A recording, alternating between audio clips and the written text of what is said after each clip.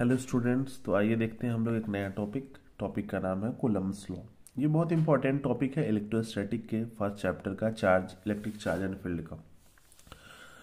Coulomb ने क्या किया कि दो चार्ज के बीच में जो फोर्स होते हैं अट्रैक्शन और रिपल्सन का, उसके बारे में एक नियम दिया। उसी को नियम को हम लोग कूलम्ब्स लॉ कहते हैं। तो देखिए, आइए देखते हैं क्या है कूलम्ब्स लॉ और कैसे इसको डिराइव करेंगे, पूरा देखेंगे हम लोग। तो क्या है, पढ़ते हैं। According to this law, the magnitude of force of attraction और repulsion between any two point charges, याद रखिएगा पॉइंट चार्जेस।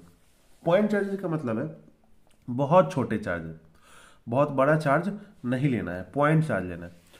तो यानी कि कूलम्ब के इस लॉ के अनुसार अगर कोई अट्रैक्शन फोर्स या रिपल्सन फोर्स लग रहा है दो पॉइंट चार्जेस और at rest is directly proportional to the product of magnitude of the charges and inversely proportional to the square of the distance between them.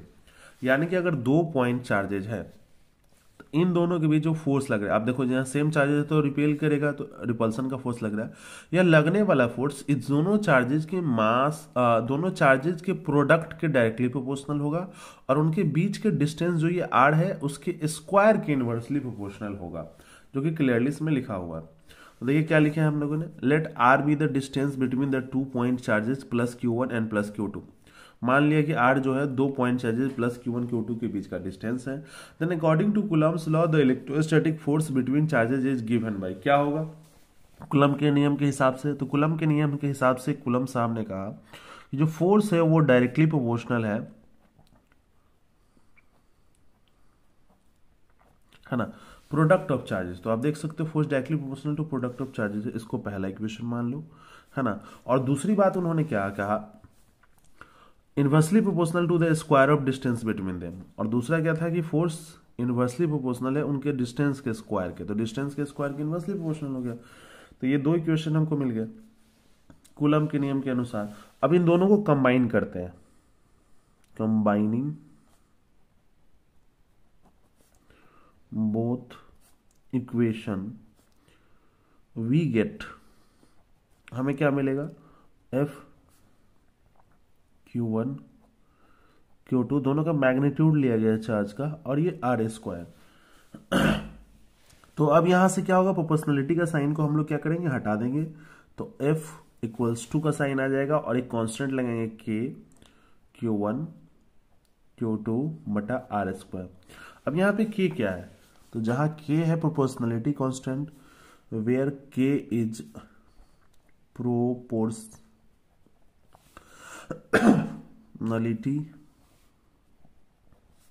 Constant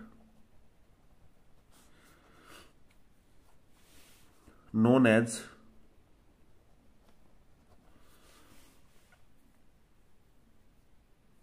electrostatic force constant. Electrostatic force constant के इसको नाम से जाना जाता है, या इसका एक और नाम है कूलम्ब्स कांस्टेंट, कूलम्ब्स कांस्टेंट। ठीक है, तो यहां पे के आ गया है कांस्टेंट, जिसको हम लोग इलेक्ट्रोस्टैटिक फोर्स कांस्टेंट या कूलम्ब कांस्टेंट के नाम से जानते हैं। अब देखो इस के का जो वैल्यू होता है वो कितना होता है, तो के इक्वल्स टू होता है 1/4 पाई एप्सिलॉन नॉट। ठीक है, अब देखो आप इसको थर्ड इक्वेशन मान लो, है ना। अब इस के का वैल्यू को उसमें पुट करो। ठीक है, तो अगर हम इसका वैल्यू को उसमें पुट करें, अच्छा इससे पहले एक चीज और हम आपको बताना चाहते हैं कि जो 1/4 पाई एप्सिलॉन नॉट का वैल्यू है ये होता है 9 into 10⁹ newton metre square coulomb -2। और यहां पे एक और है जो हमारा दिया हुआ है वैल्यू, वो है एप्सिलॉन नॉट का, है ना। हियर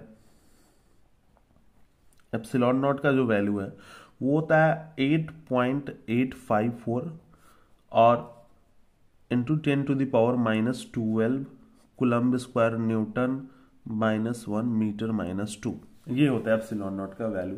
अभी इसका जो यूनिट निकाले या हम आपको कैलकुलेट करना सिखाएंगे। तो यहाँ पे के तो हो गया प्रोपोर्शनली कांस्टेंट, लेकिन ये जो एप्सिलॉन नॉट है वो क्या है, तो ये है permittivity of free space. It is permittivity of free space. अब कहोगे कि क्या है परमिटिविटी ऑफ फ्री स्पेस, तो आप देखो यहाँ पे ये हम लोग यहाँ पढ़े हैं, इसके बीच में क्या है, ये किस मीडियम में दोनों चार्ज को रखा हुआ है।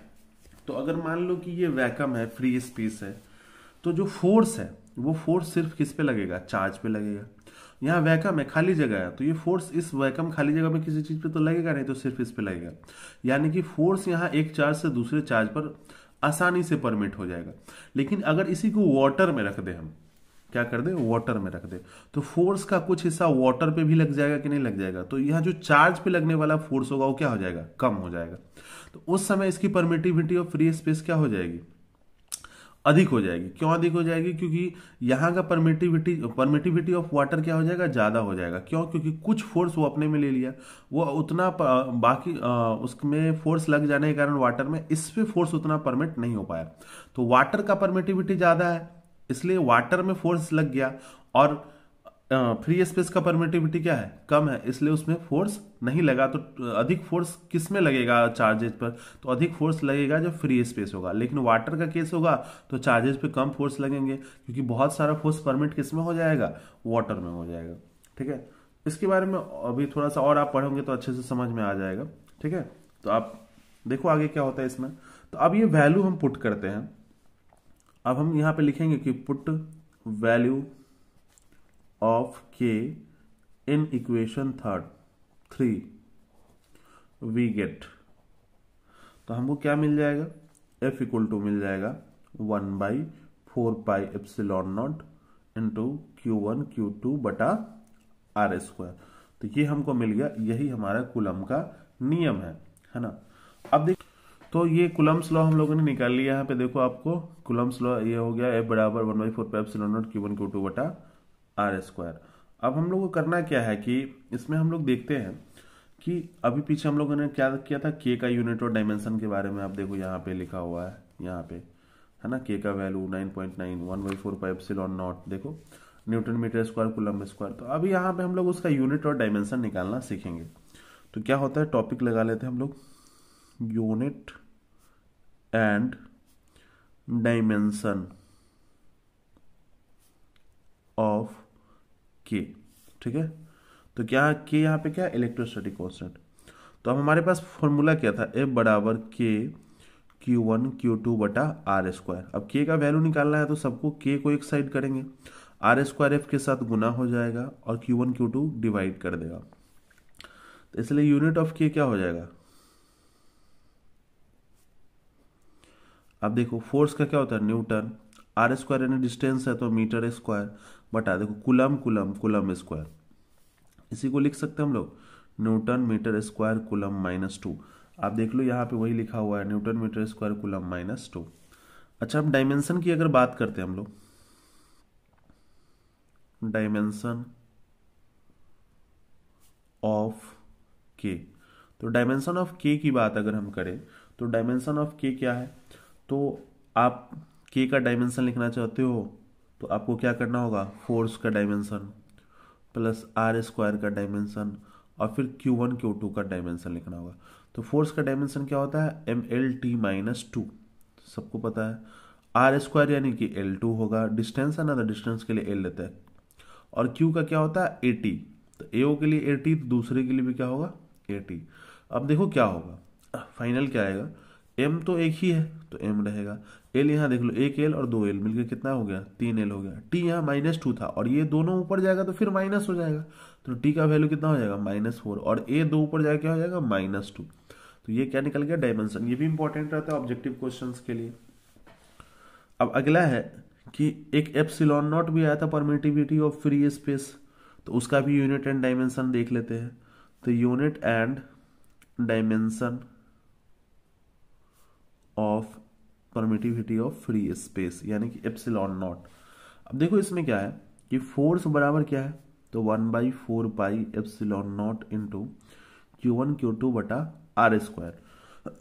अब देखो क्या होगा, ε0 इधर चला जाएगा और क्या बचेगा, 1/4π Q1 Q2 बटा KR²। ठीक है, अब देखो ये 1/4π का तो कोई यूनिट होगा नहीं, तो सिर्फ यूनिट किसका लिखेंगे इसका, तो unit of epsilon naught equal to क्या होगा, Q1 Q2 क्या होगा, कूलम्ब स्क्वायर, अब बटा में फोर्स है तो फोर्स के लिए क्या होगा, न्यूटन और मीटर स्क्वायर। तो अब ये ऊपर चला जाएगा तो coulomb square newton power -1 metre. तो आप यहाँ देख सकते हो कूलम्ब न्यूटन का पावर -1 मीटर का पावर -2। ठीक है, अब अगर इसका डायमेंशन की बात करें, अगर हम डायमेंशन ऑफ एप्सिलॉन नॉट तो क्या होगा, अब वैसे आप देख सकते हो कि जो k है उसका इन्वर्स है एप्सिलॉन नॉट, तो एप्सिलॉन नॉट का डायमेंशन भी क्या होगा, इसका इन्वर्स हो जाएगा, लेकिन निकाल के आपको बताते हैं हम। तो इसके लिए क्या होगा, आपको Q1 Q2 का डायमेंशन पहले लेना पड़ेगा, फिर फोर्स का डायमेंशन, अब फिर क्या होगा आर स्क्वायर का डायमेंशन। तो Q1 Q2 का क्या होगा 80 और फिर क्या होगा 80, है ना, और इसका क्या होगा फोर्स का MLT-2 और इसका क्या होगा आर स्क्वायर का L स्क्वायर होगा। अब देखो 80 कितना हो जाएगा, अब देखो m तो 1 है तो ऊपर जाएगा तो m-1, l देखो 2 और 1 3 तो l-3, t-2 ऊपर जाके प्लस होगा, 2 t और है तो t का पावर 4 होगा, और a तो 2 ठो है ये। तो आप देखो ठीक इसका इन्वर्स है कि नहीं डायमेंशन यहाँ पे, है ना। तो ये आप समझ गए होंगे। अब देखिए इसमें एक और टॉपिक है और वो टॉपिक का नाम है लिमिटेशंस ऑफ कूलम्ब्स लॉ, यानी कि लिमिटेशंस क्या है कूलम्ब्स लॉ के, लिमिटेशंस ऑफ कूलम्ब्स लॉ, क्या क्या सीमाएं हैं, यानी कूलम्ब्स लॉ किस लेवल तक वैलिड है और कहां जाके कूलम्ब्स लॉ वैलिड नहीं होता है, उसके बारे में हम लोग को देखना है। तो पहला जो हम लोग देख रहे हैं वो क्या है कि it is valid only for point charges,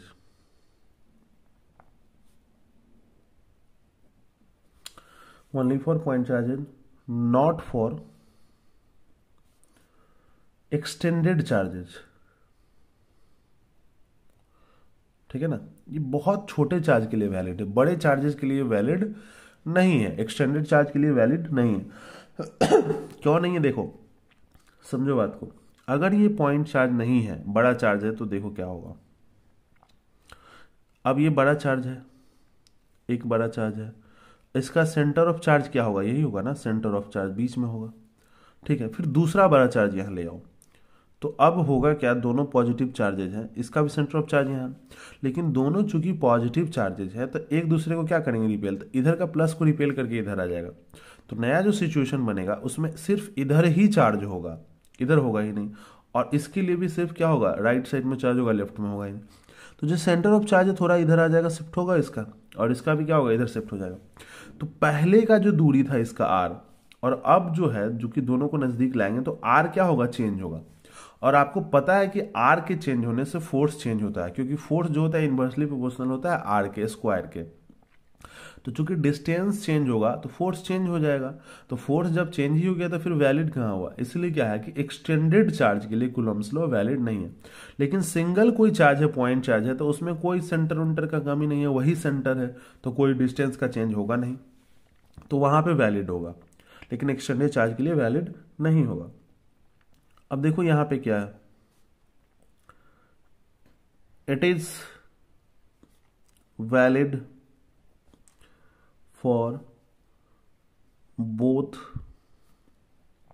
charges at rest, है ना, ये वैलिड है कि दोनों चार्जेस क्या चीज में होने चाहिए, रेस्ट में होने चाहिए।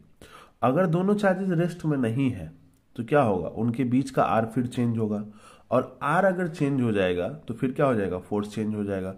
फोर्स जब चेंज ही हो गया तो कूलम्ब्स लॉ वैलिड कहाँ रहा, है ना।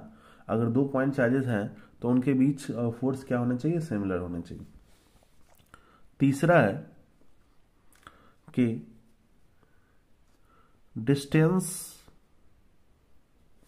Between charges should not be very small.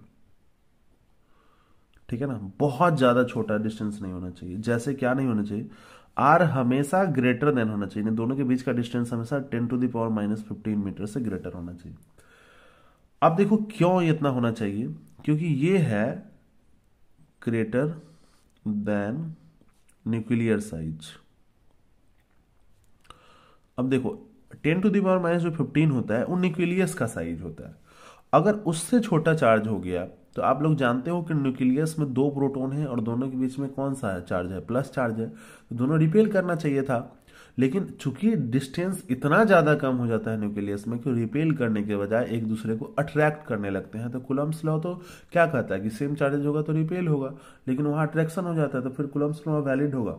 तो हम दो चार्जेज को इतना कम डिस्टेंस पे नहीं रख सकते, यानी 10⁻⁻15 मीटर या उससे कम पे नहीं रख सकते। उससे कम पे रखेंगे तो वैलिड ही नहीं होगा कूलम्ब्स लॉ, वह कूलम्ब्स लॉ वर्क ही नहीं करेगा, रिपल्सन दिखाएगा ही नहीं, हमेशा अट्रैक्शन ही दिखाने लगेगा चाहे कोई भी चार्ज हो। अब होता है कि distance between charges should not be very large. तो जिस तरह से डिस्टेंस बहुत छोटा नहीं होना चाहिए उस तरह से डिस्टेंस भी क्या होना चाहिए, जैसे कि आप जानते हो यहाँ पे कि ये 1/r² के फोर्स प्रोपोर्शनल होता है। तो डिस्टेंस बहुत ज़्यादा बढ़ा देंगे तो फोर्स क्या हो जाएगा, बहुत ज़्यादा वीक हो जाएगा, और बहुत ज़्यादा वीक हो जाएगा तो नहीं अट्रैक्शन दिखा पाएगा नहीं रिपल्सन दिखा पाएगा, तो फिर वहाँ कूलम्ब्स लॉ क्या होगा, नहीं वैलिड होगा। तो ये 4 लिमिटेशंस है जिसमें कूलम्ब्स लॉ वैलिड नहीं होगा। होप करते हैं कि पूरा कूलम्ब्स लॉ आपको अच्छे से समझ में आ गया होगा। इसको 2-3 बार देखें, क्लियर हो जाएगा। मिलते हैं अगले वीडियो में, तब तक के लिए धन्यवाद।